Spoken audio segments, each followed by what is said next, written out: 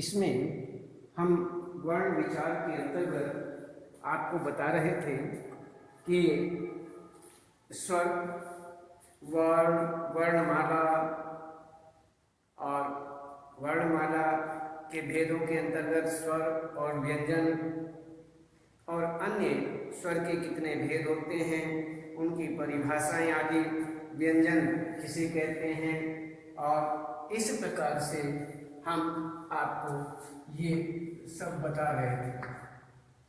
तो इसके अंतर्गत हम आपको बताते हैं कि अब व्यंजन, वर्णमाला। व्यंजन के अंतर्गत हमने पूरी वर्णमाला वर्गों के हिसाब से आपको बताई। अब इसमें हम देखते हैं कि हमने इसको अच्छी तरह से बताया। तो अब आगे चलते हैं व्यंजन के भेद। व्यंजन के जो भेद हैं इनके विषय में आपको बताते हैं। तो व्यंजन के भेद, व्यंजन वर्णों के तीन भेद होते हैं। इसमें व्यंजन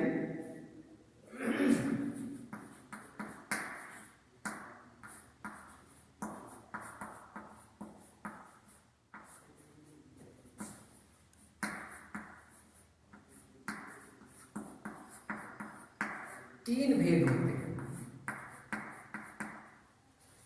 तीन भेद अब कौन कौन से, अब हम देखते हैं। एक होता है इसमें स्पर्श व्यंजन।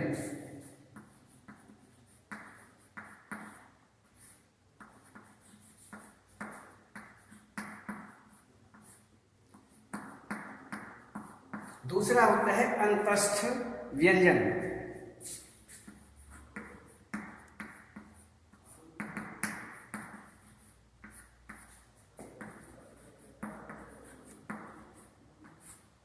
और तीसरा होता है यहां पर ऊष्म व्यंजन।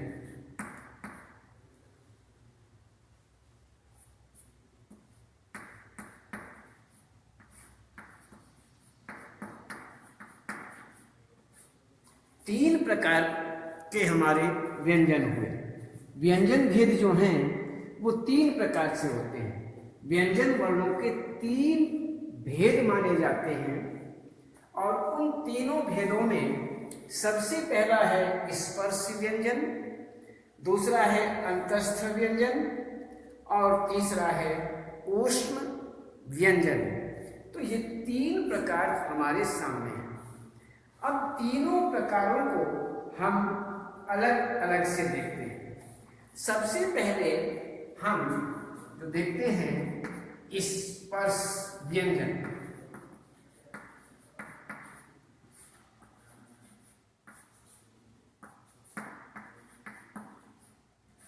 स्पर्श व्यंजन के विषय में बात करते हैं। स्पर्श व्यंजन कहते किसे?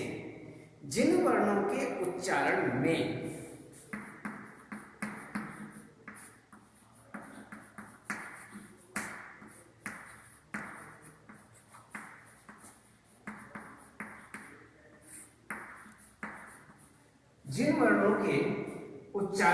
वायु मुख के विभिन्न भागों को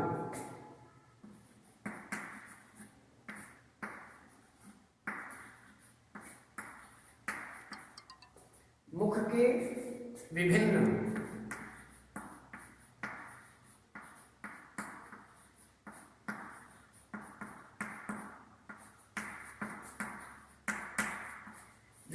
भागों को स्पर्श करती है, उन्हें स्पर्श व्यंजन कहते हैं। भागों को स्पर्श, स्पर्श मीन्स छूना, उसको छू करके निकलती है, स्पर्श करती है,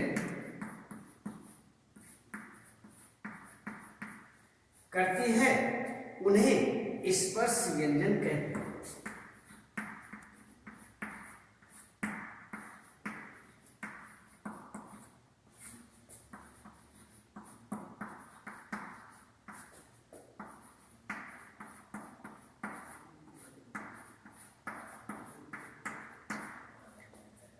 जिन वर्णों के उच्चारण में, जिन वर्णों का जो उच्चारण होता है उस उच्चारण में वायु मुख के विभिन्न भागों को स्पर्श करती है, उन्हें स्पर्श व्यंजन कहते हैं। छू करके छूती है, जब कोई शब्द हम बोलते हैं, उच्चारण करते हैं, तो वो अलग अलग अलग अलग वायु मुख के कुछ भागों को स्पर्श करती है, तो बस उसी को हम स्पर्श व्यंजन कहते हैं। अब स्पर्श व्यंजन के अंतर्गत हम ये हुआ। अब देखते हैं कि अंतस्थ, अंतस्थ व्यंजन किसे कहते हैं। तो अंतस्थ व्यंजन जिन वर्णों के उच्चारण में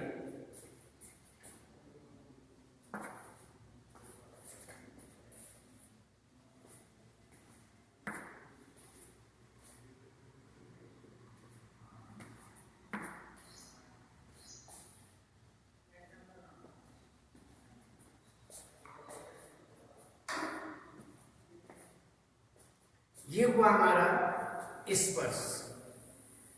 अब देखते हैं हम अंतस्थ। अंतस्थ व्यंजन के विषय में देखते हैं। दूसरा हमारा कौन सा, अंतस्थ।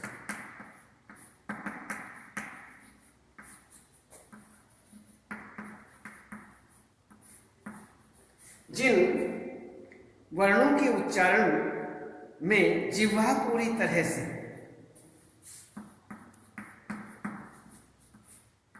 जिन वर्णों के उच्चारण में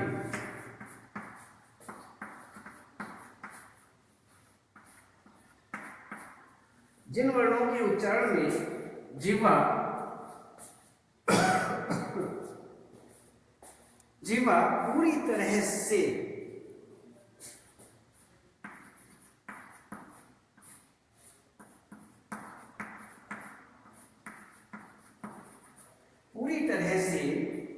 मुख के किसी भाग को स्पर्श नहीं करती है। मुख के किसी भाग को पूरी तरह से मुख के किसी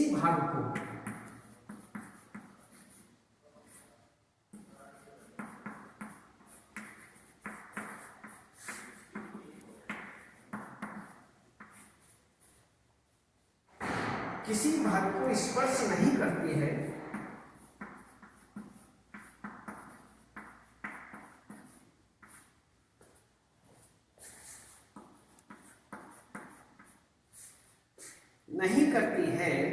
उन्हें अंतस्थ व्यंजन कहते हैं।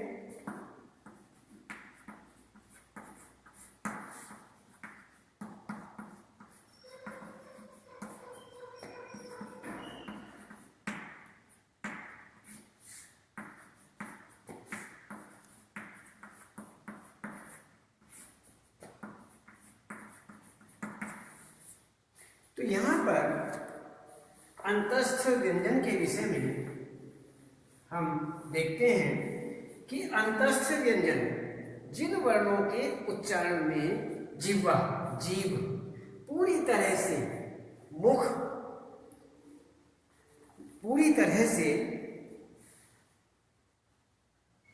मुख के किसी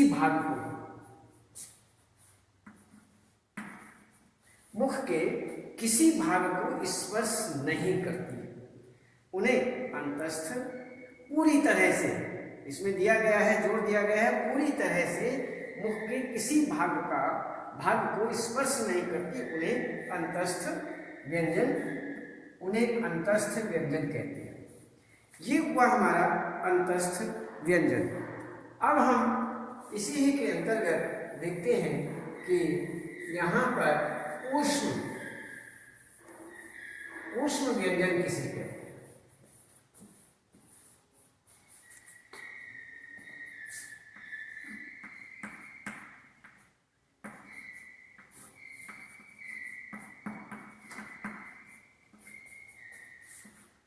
ऊष्म व्यंजन के विषय में। अब जिन वर्णों के उच्चारण में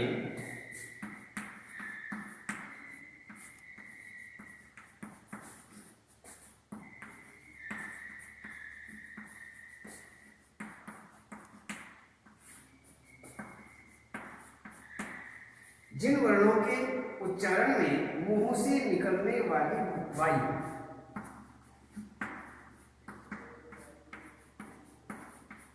मुंह से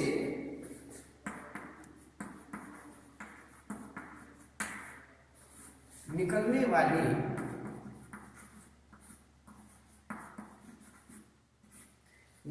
वाली वायु ऊष्मा उत्पन्न करती है।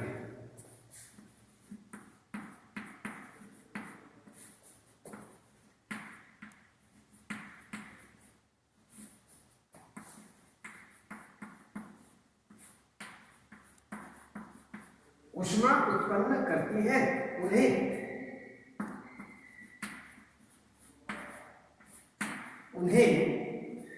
ऊष्म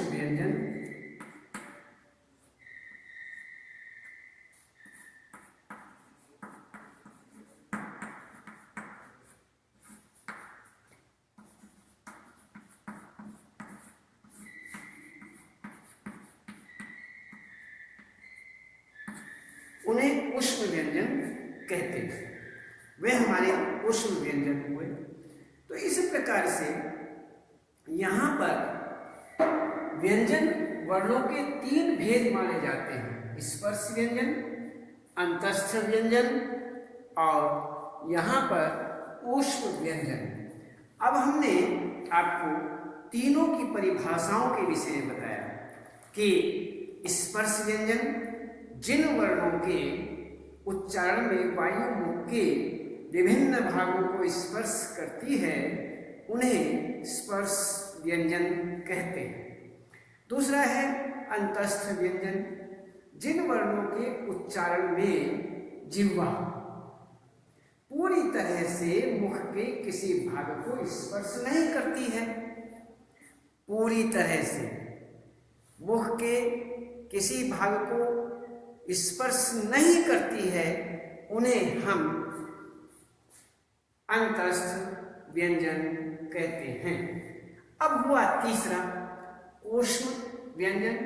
ऊष्म व्यंजन जिन वर्णों के उच्चारण में मुख से निकलने वाली वायु ऊष्मा उत्पन्न करती है, ऊष्मा मीन्स गर्मी पैदा करती है, ऊष्मा उत्पन्न करती है, उन्हें ऊष्म व्यंजन कहते हैं।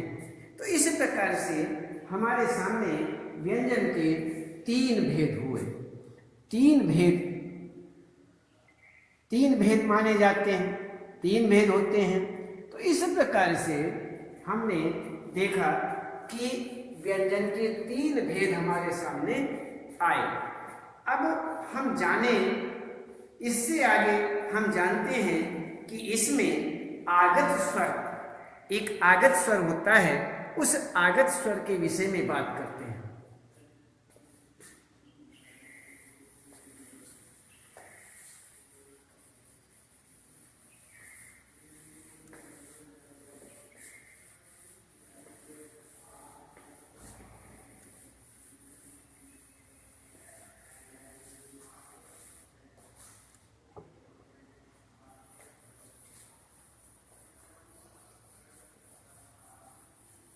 आगत स्वर किसे कहते हैं, ये भी देखते हैं कि आगत स्वर क्या होता है, कहते किसे। तो आगत स्वर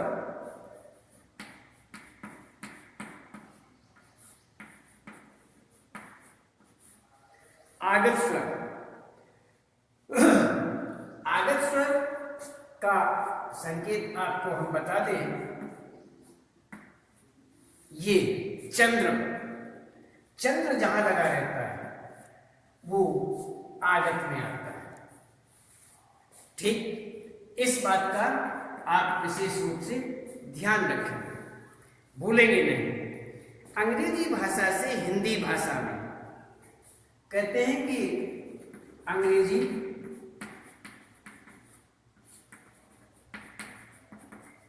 भाषा से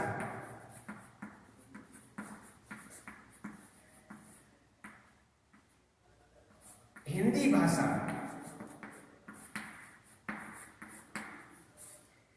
भाषा में आए शब्दों को सही तरीके से लिखने के लिए, भाषा में आए शब्दों को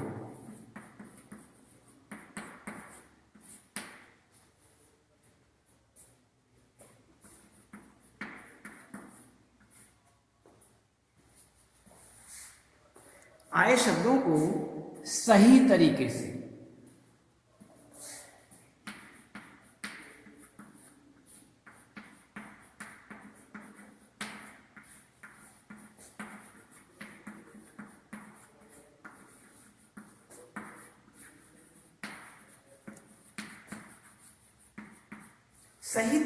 लिखने के लिए हिंदी वर्णमाला में इसे शामिल किया गया। लिखने के लिए हिंदी जो हमारी वर्णमाला है, हिंदी वर्णमाला में इसे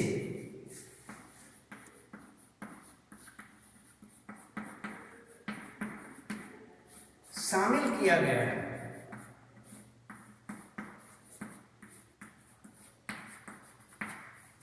इसको शामिल किया गया। इसका जो उच्चारण है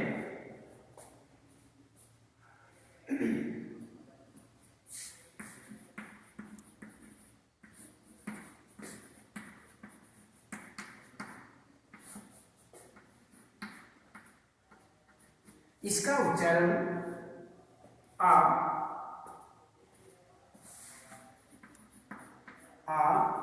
औ, आ तथा औ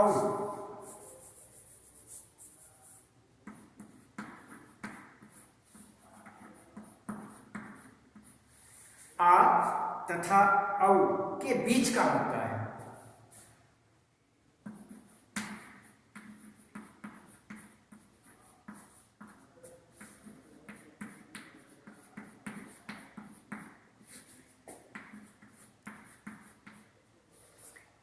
आ और औ के बीच का इसका उच्चारण माना जाता है।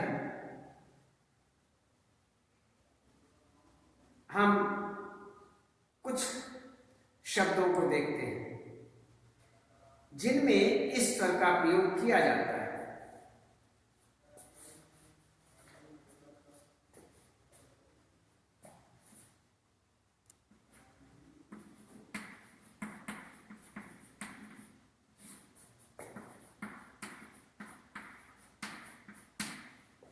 उदाहरण रूप में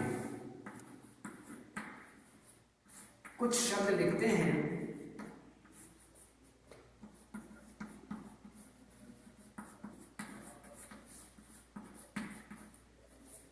कुछ शब्द लिखते हैं जिनमें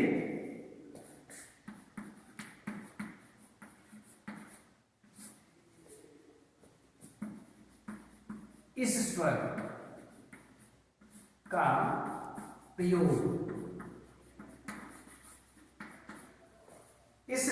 का प्रयोग किया जाता है।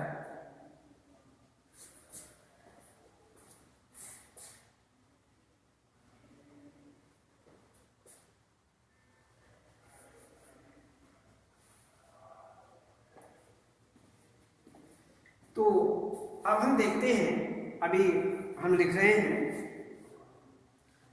ये हुआ डॉक्टर जैसे स्वर का प्रयोग किया जाता है।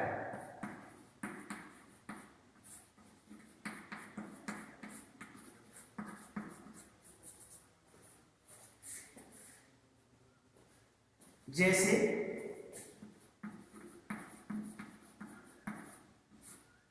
जैसे doctor,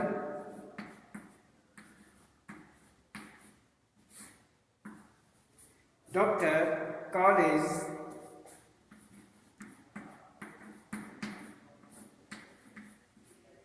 college, ball,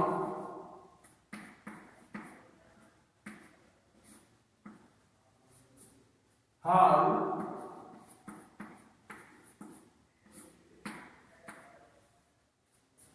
hall, mall, hall आदि।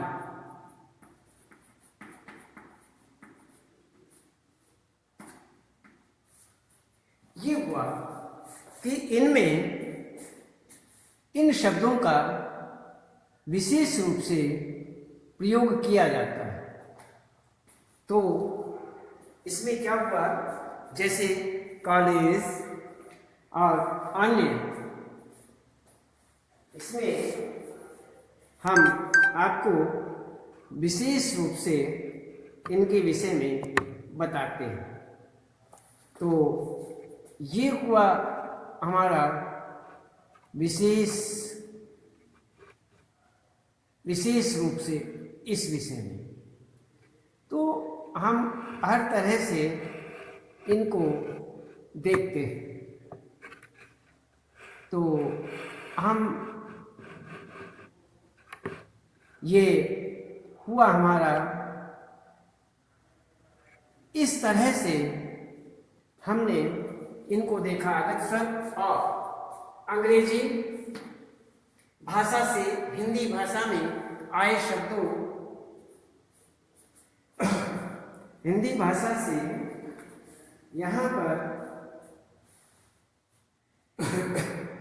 हिंदी भाषा में आए शब्दों को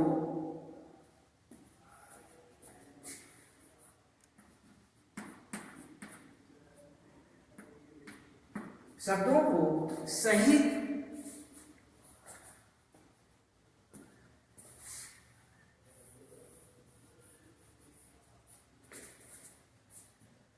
भाषा में आए शब्दों को सही तरीके से लिखने के लिए हिंदी वर्णमाला में इसे शामिल किया गया है। इसका उच्चारण आ तथा औ के बीच का होता है। उदाहरण रूप में कुछ शब्द लिखते हैं जिनमें इस स्वर का प्रयोग किया जाता है, जैसे डॉक्टर, कॉलेज, बॉल, हॉल आदि। अन्य और भी इस प्रकार के हैं, अलग अलग, मॉल, डॉग, बाय, जॉन आदि। तो इस प्रकार से अलग अलग शब्द हैं। तो ये सारे के सारे आगत शब्द के अंतर्गत आते हैं। तो इसमें आगत आगे हम बताएंगे, आगत व्यंजन भी होता है और अन्य आगत के बाद में संयुक्ताक्षर, संयुक्त व्यंजन आदि बहुत हैं। इनके विषय में हम विशेष रूप से आपको बताएंगे। आज केवल इतना।